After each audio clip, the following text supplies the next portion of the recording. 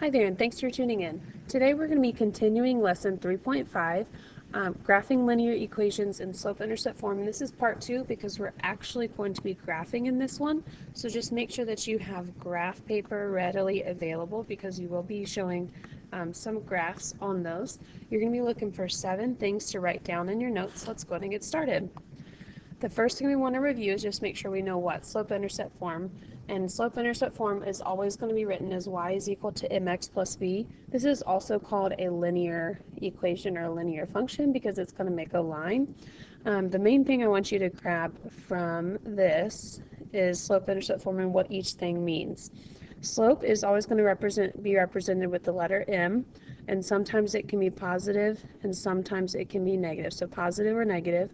And then b, whatever this number is by itself, that will be the y-intercept. So let's go ahead and take time now to pause the video here so you can write down what is slope and what is y-intercept with slope-intercept form. And once you're done, click play to see how it's done. So for the first few questions, we're just going to practice finding slope and the y-intercept based on slope-intercept form. Remember, slope-intercept form is y is equal to mx plus b, where m represents the slope. Remember, this is the change. And then b represents the y-intercept.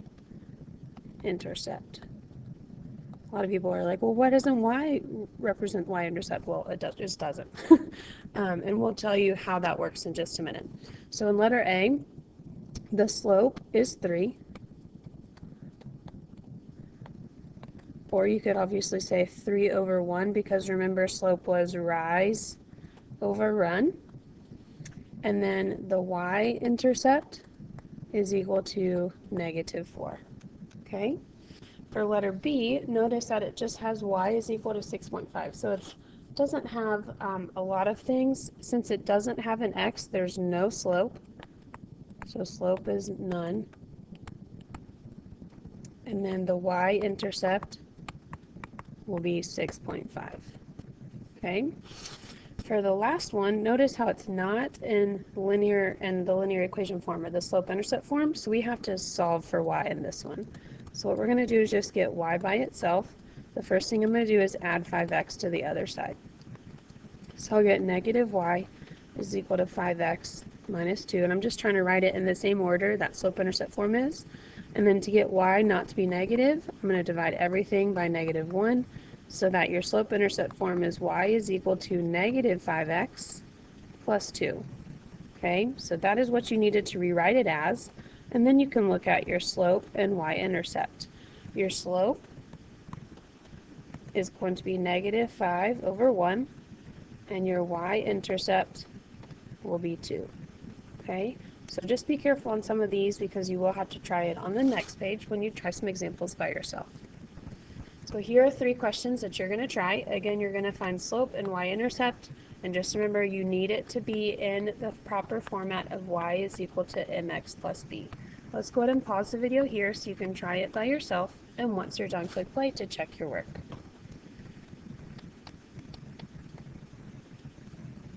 Alright, so the first one, the slope is -6 over 1,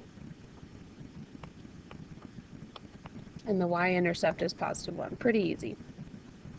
For number 3, the slope is not there, so you could just write none or no slope, but the y-intercept is equal to 8.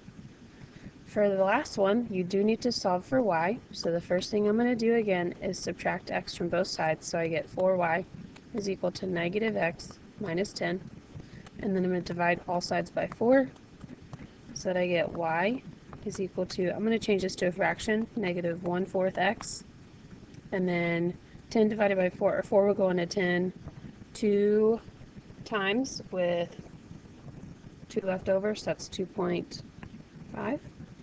Okay, right? 4 goes into 10 twice, 2 left over, 2 and 2/4, yeah, 2.5. So my slope for number 4 would be -1/4, and then my y-intercept would also be -2.5 because there's a minus sign in front of it. Okay?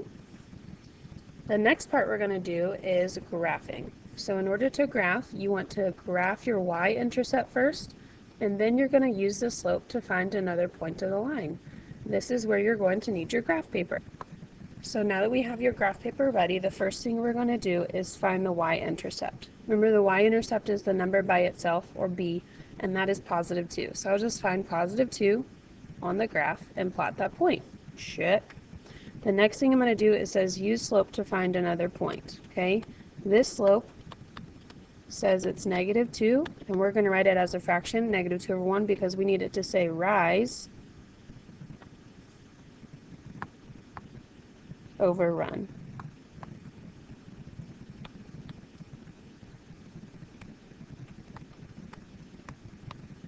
So we're actually going to rise negative 2, which means go down, and then run 1. Okay, so when we plot this point, negative 2x plus 2, we're going to have this type of line. And we can also plot more points as well. If you wanted to plot more points, you would just do the opposite slope. So negative 2 over 1, that would just means you go up 2 and to the left 1, so up 2 and to the left 1. And that would give you a point on the other side. That might also be helpful to know as well. And then you just plot your points. Your line will be a lot more beautiful than mine because you can use the straight edge on either the edge of a notebook or a textbook or whatever. Okay, so the y-intercept is 2. The slope was negative 2 over 1. It does say identify the x-intercept, and we did find one because it crossed the x-axis. It crossed the x-axis at 1, 0. So the x-intercept is 1, 0. Okay. The next two you're going to try on your own. So once again, you need to find the slope first, or find your y-intercept, then finish graphing with your slope. If you want to go back to the previous one, you can. Pay close attention to number 6 because you're going to have to solve for y there. Okay, so let's go ahead and pause here and try both of them, and once you're done, click play. Alright, so for number 5, the y-intercept is negative 4, and the slope is a positive 4 over 1. So we're going to start down here first. So 1, 2, 3, 4.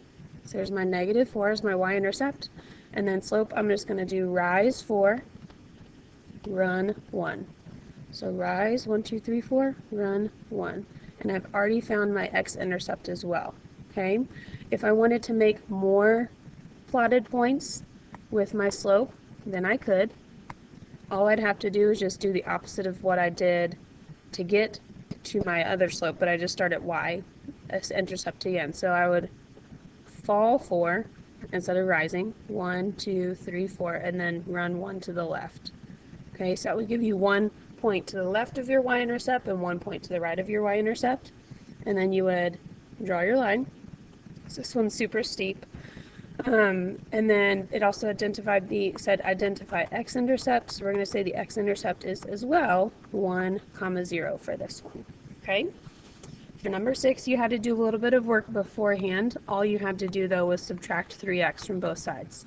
So that would give you y equals negative 3x minus 3, which means your y-intercept is negative 3 and your slope is negative 3 over 1.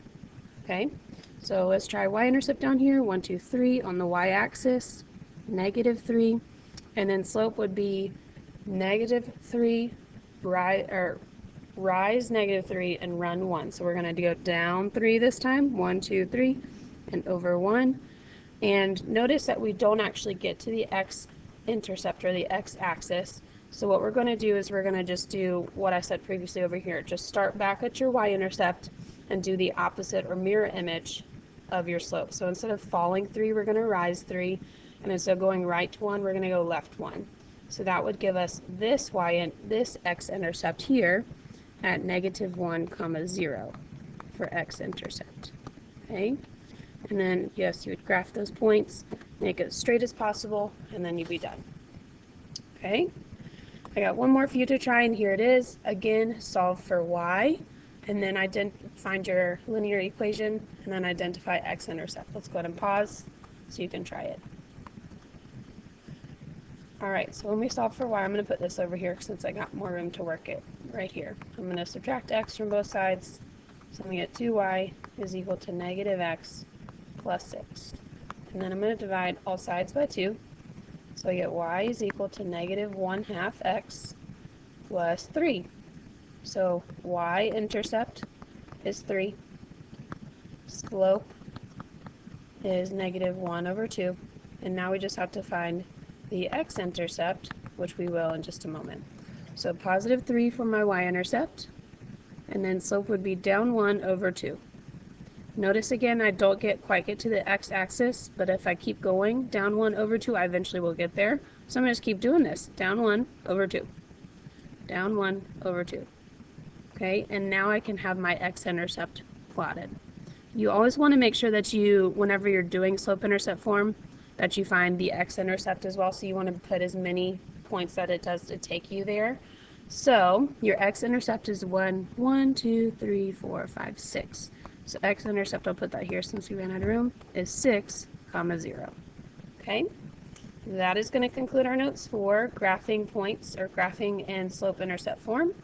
Thank you so much for tuning in, and we will catch you next time.